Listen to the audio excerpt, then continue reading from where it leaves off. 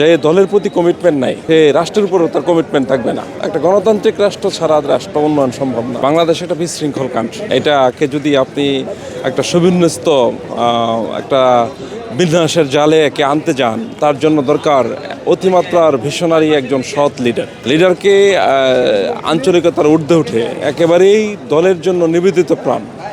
দলের জন্য এই কথাটা এই কারণেই বললাম, দল থেকে ব্যক্তির উপরে দল, দলের উপরে দেশ। যে দলের প্রতি কমিটমেন্ট নাই, যার সে রাষ্ট্রের উপরও তার কমিটমেন্ট থাকবে না। এক অতিমাত্রায় দলের প্রতি আনুগত্যশীল একজন ভিশনারি নেতা, সে তার নেতৃত্বে দেশটা যদি সুন্দরভাবে পরিচালিত হয়, তাহলে এই দেশ একসময় সিঙ্গাপুর মালয়েশিয়ার মতো হবে।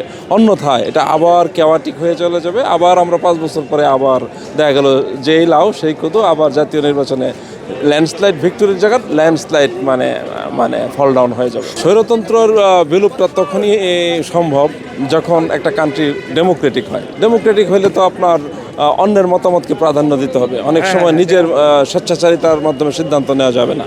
তাহলে একটা কান্ট্রি ডেমোক্রেটিক তখনই হবে যখন তৃণমূলের মাঝখান থেকে নেতা উঠে আসবে। তো সেই রকম একটা সুন্দর জাতি হোক, একবার প্রান্তিক পর্যায় থেকে নেতৃত্ব গড়ে উঠুক এবং সুন্দর একটা আধুনিক রাষ্ট্র গড়ে উঠুক। আমি সারা পৃথিবী ঘুরে এসেছি, তা আমার কথা হলো একটা গণতান্ত্রিক রাষ্ট্র ছাড়া রাষ্ট্র উন্নয়ন সম্ভব না।